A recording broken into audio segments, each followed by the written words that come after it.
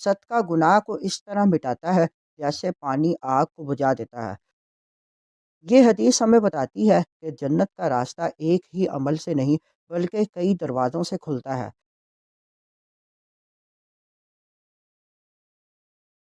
بسم اللہ الرحمن الرحیم۔ آج کی حدیث مبارک بھلائی کے دروازے، سورۃ السجدہ، سورت نمبر 32، آیت نمبر 16، مسند احمد، حدیث نمبر 22,133۔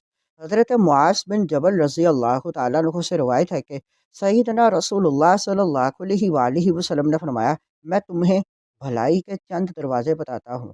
روزہ یعنی جہنم اور شیطان سے بچاؤ کی ڈھال ہے۔ صدقہ گناہ کو اس طرح مٹاتا ہے جیسے پانی آگ کو بجھا دیتا ہے، اور بندے کا رات کو قیام کرنا بھی بھلائی کا دروازہ ہے۔ اس کے بعد آپ صلی اللہ علیہ وآلہ وسلم نے یہ آیت کریمہ تلاوت فرمائی۔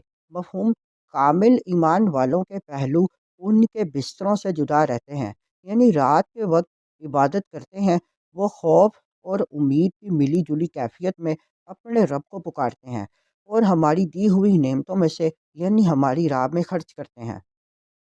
یہ حدیث ہمیں بتاتی ہے کہ جنت کا راستہ ایک ہی عمل سے نہیں بلکہ کئی دروازوں سے کھلتا ہے، اور ہر شخص اپنی استطاعت کے مطابق ان دروازوں میں سے کسی نہ کسی سے داخل ہو سکتا ہے۔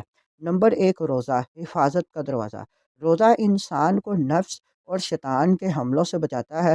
جب انسان حلال چیزوں سے بھی اللہ کے حکم پر رک جاتا ہے تو حرام سے بچنا آسان ہو جاتا ہے۔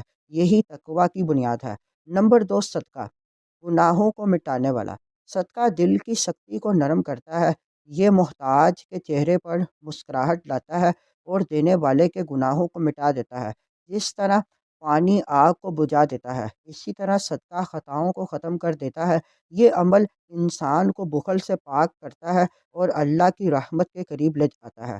نمبر 3، قیام اللیل، قرب الہی کا ذریعہ۔ رات کی تنہائی میں جب سب سو رہے ہوں اور بندہ اپنے رب کے حضور کھڑا ہو تو یہ اخلاص کی اعلیٰ علامت ہے۔ یہی وہ لوگ ہیں جن کے بارے میں سورۃ سجدہ میں فرمایا گیا کہ وہ خوف اور امید کے ساتھ اپنے رب کو پکارتے ہیں۔ یہ عبادت دل کو زندہ کرتی ہے اور ایمان کو مضبوط بناتی ہے۔ یہ تینوں اعمال دراصل ایک مکمل تربیت ہے۔ روزہ نفس کی اصلاح کرتا ہے، صدقہ معاشرے کی اصلاح کرتا ہے، اور قیام اللیل دل کی اصلاح کرتا ہے۔ اگر ہم ان دروازوں کو کھول لیں تو ہماری دنیا بھی سنور سکتی ہے اور آخرت بھی۔ آئیے عہد کریں کہ ہم اپنی زندگی میں کم از کم ایک دروازہ ضرور مضبوطی سے تھام لیں اور آہستہ آہستہ سب کو اپنی عادت بنا لیں۔ اللہ تعالیٰ ہمیں روزے کی حفاظت، صدقے کی توفیق اور قیام اللیل کی لذت نصیب فرمائے، اور ہمیں بھلائی کے تمام دروازوں سے جنت میں داخل فرمائے۔ آمین۔